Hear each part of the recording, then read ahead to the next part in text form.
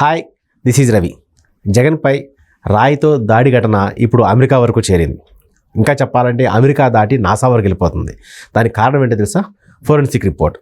ఆ ఫోరెన్సిక్ రిపోర్ట్ని ఎలా ప్రిపేర్ చేసుకోవాలో, దాన్ని ఎలా ఫైండ్ అవుట్ చేయాలో తెలియక పోలీసులు అమెరికా సాయాన్ని చేస్తున్నారని, సో అది అక్కడ వరకు నాసా వరకు కూడా వెళ్ళిపోయిందని వార్తలు వినిపిస్తున్నాయి. మరి ఈ వార్తల్లో నిజమేంత, వాస్తవాలేంటి? ఇదే అంశంపై మనతో మాట్లాడేందుకు సీనియర్ జర్నలిస్ట్ సిఎస్ రావు గారు ఉన్నారు. ఆయన అడిగి మరిన్ని వాళ్ళు తెలుసుకుందాం. సార్ నమస్కారం. సార్ నమస్తే సార్. ఇప్పుడు జగన్పై రాయి దాడి ఘటన అమెరికా వెళ్ళింది, అమెరికా నుంచి నాసా వరకు కూడా పాకిందని కొన్ని వార్తలు వస్తున్నాయి. సో ఏంటి సార్ ఇది? ఇప్పుడు ఒకటేంటంటే అదిగో పులంటే ఇదిగో తోక అంటారు, ఏదో సామెత అంటారు. అలా సోషల్ మీడియా వచ్చిన తర్వాత ఎంత దూరమైనా తీసుకెళ్తారు ఇష్యూని. అది పరిధులు దాటి వెళ్ళిపోతుంటుంది. అది అసలు ఊహాజనితం అనమాట. ఇప్పుడు జగన్మోహన్ రెడ్డికి సంబంధించి గులకరాయి తగిలిందండి. ఈ గులకరాయి అనేది అసలు ఎక్కడ పుట్టింది, ఎక్కడ పెరిగింది, ఎక్కడికి వచ్చింది, దీని మీద పరిశోధన చేయాలి. సోషల్ మీడియా కథనం ఇది, నాది కాదు. కథ చేయాలంటే దీన్ని ఎక్కడికి పంపించాలి? అమెరికా పరిశోధన సంస్థ ఏదంటే నాసా. అది అంతరిక్ష పరిశోధన సంస్థ అనుకోండి. అది అంతరిక్ష పరిశోధన సంస్థే కదా. దానికి జగన్మోహన్ రెడ్డి రాయికి సంబంధం ఏంటి? వీళ్ళు సెటైరిక్ ఏమంటారు ఈ సోషల్ మీడియాలో కొంతమంది పోస్టులు. సో జగన్మోహన్ రెడ్డికి తగిలినటువంటి రాయి నాసాకి పంపించాలి, నాసాలో పరిశోధన చేయించాలి.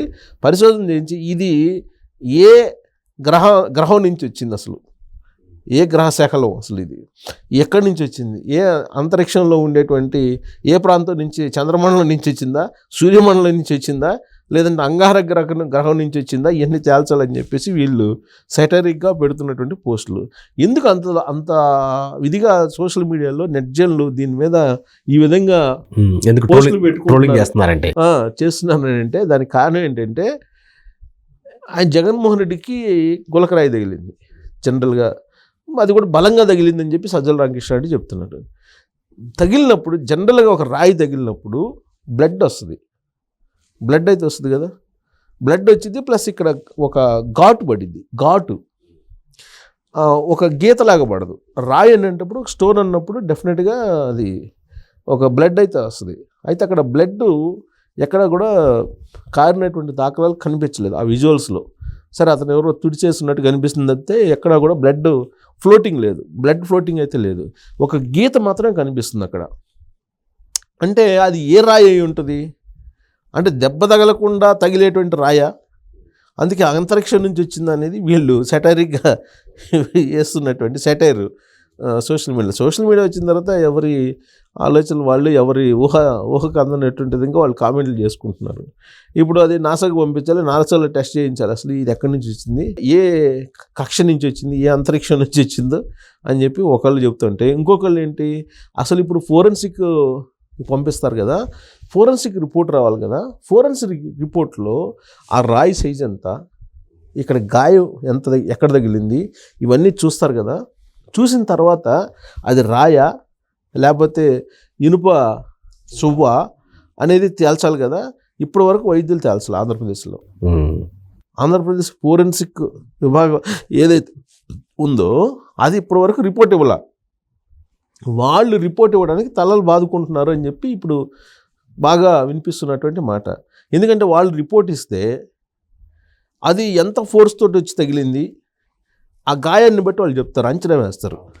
అసలు ఎంత ఫోర్స్ఫుల్గా వచ్చిందా, లేదంటే స్లోగా వచ్చిందా, ఎంత స్పీడ్ తోటి వచ్చింది, ఇవన్నీ చెప్తారు. గాయం యొక్క సైజుని బట్టి వాళ్ళు ఎంత రాయి అనేది కూడా ఎస్టిమేట్ చేస్తారు. ప్లస్ ఎంత స్పీడ్ తోటి వచ్చిందని కూడా ఎస్టిమేట్ చేస్తారు. అంటే అది లోపల తర్వాత అది ఎంత పదునుగా ఉంది అనేది కూడా వాళ్ళు ఎస్టిమేట్ చేస్తారు. ఆ గాయాన్ని బట్టి, గాయాన్ని సైజుని బట్టి.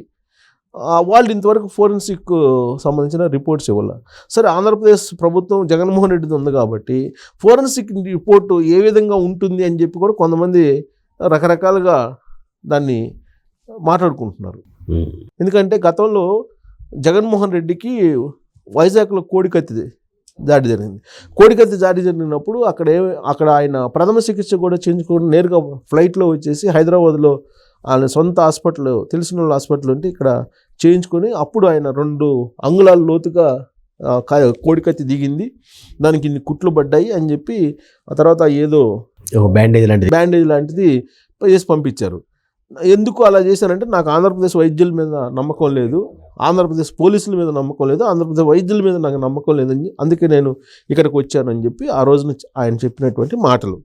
ఇప్పుడు ఆంధ్రప్రదేశ్ వైద్యులు ఇప్పుడు ఫోరెన్సిక్ రిపోర్ట్ ఇవ్వాలి. మరి ఆ ఫోరెన్సిక్ రిపోర్టు ఎలా ఉంటుంది అనే దాని మీద ఇప్పుడు రకరకాల చర్చ ఎందుకు జరుగుతుందంటే అప్పుడు నమ్మకం లేదు అప్పుడున్న ప్రభుత్వం మీద. సరే ఇప్పుడు ప్రభుత్వంలో నువ్వు జగన్మోహన్ రెడ్డి ఉన్నారు కాబట్టి జగన్మోహన్ రెడ్డికి అనుకూలంగా వస్తుంది కదా అనేటువంటి అభిప్రాయంతో కొంతమంది ఉన్నారు. సరే ఏదైనా అనుకూలం ప్రతికూలం తర్వాత సంగతి, ముందైతే ఫోరెన్సిక్ రిపోర్ట్ రావాలి. ఫోరెన్సిక్ రిపోర్ట్ వస్తే అసలు అది ఏంటి, అసలు తీగ లేదంటే రాయ, గులకరాయ, లేదంటే అది దీంతో ఎయిర్ గన్ తోటి పేల్చినటువంటిదా, లేదంటే అది కాట్బాల్తో కొట్టిందా, ఇది రావాలి. ఏమీ లేకుండానే సొంత మీడియాలో తేల్చేశారు. అప్పుడు ప్రాబ్లం వచ్చింది లాస్ట్ టైం కూడా వివేకానంద రెడ్డి మర్డర్ అప్పుడు ఫస్ట్ గుండెపోటు అని చెప్పి సొంత మీడియాలో ప్రచారం చేశారు కదా, ఆ తర్వాత దాన్ని గొడ్డలపోటు కింద మార్చేశారు. సరే అప్పుడు వివాదం ఇప్పుడు నడుస్తుంది. ఇప్పుడు ఆ సొంత మీడియాలోని ఇప్పుడు ఏం చేస్తున్నారు, ఎయిర్ గన్ను కాట్బాల్తో కొట్టారని చెప్తున్నారు. ఫస్టే అసలు విషయాన్ని ప్రారంభంగానే ఎలా జరిగిందనేది వీళ్ళు చెప్పేస్తున్నారు ముందే. ప్లస్ 45 డిగ్రీల కోణంలో దీన్ని కొట్టారు, 45 డిగ్రీల కోణం నుంచి కొట్టారని చెప్పి చెబుతున్నారు. ఎవరు, మీడియా, సొంత మీడియా. అంటే ఇవన్నీ అసలు చూసినట్టే వాళ్ళు క్రియేట్ చేస్తున్నారు, వండుతున్నారు. ఇవాళ 4 పేజీల న్యూస్ రాశారు. ఆ 4 పేజీల న్యూస్లో నాకు ఆశ్చర్యం కలిగించింది ఏంటంటే 45 డిగ్రీల కోణంలో నుంచి కొట్టారు అని చెప్పి రాశారు. అంటే వీళ్ళు దగ్గరుండి మొత్తం చూసినట్టు రాసేస్తున్నారు. అంటే దీన్ని బట్టి మనకి ఏమర్థం ఉంది, ఎవరికి వాళ్ళే ఊహాజనితమైనటువంటి న్యూస్ ఇచ్చుకుంటూ ఉన్నారు. సో అందుకే వాళ్ళు ఎవరో కొత్తగా సోషల్ మీడియాలో పోస్టులు పెడుతున్నారు, నాసాకు పంపించండి, దీన్ని తీసుకుని నాసాకు పంపించండి. అసలు ఇదే కనపడలేదు కదా ఇప్పటి వరకు పోలీసులకి. అసలు ఏది తగిలింది అనేది ఆ తగిలిన పదార్థమే కనపడలేదు వాళ్ళకి, తగిలిన పదార్థమే కనిపించలేదు.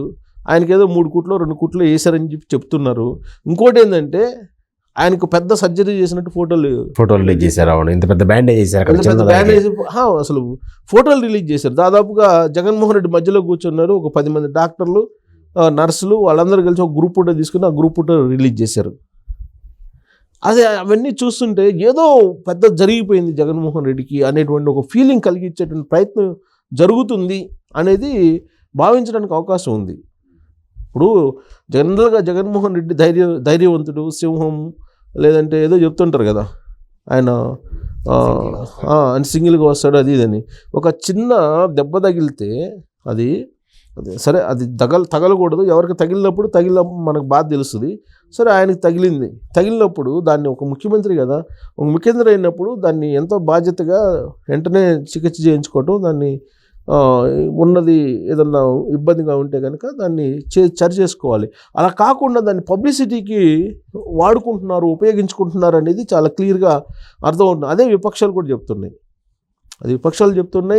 ప్లస్ ఇప్పుడు వివిధ దేశాల్లో ఉండేటువంటి ఎన్ఆర్ఐలు కూడా ఇప్పుడు ఇన్వాల్వ్ అయ్యారు దీంట్లో. ఇన్వాల్వ్ అయ్యి మొత్తం అసలు రాష్ట్రంలో ఉండే సమస్యలు దాని గురించి చర్చ అంతా పోయింది.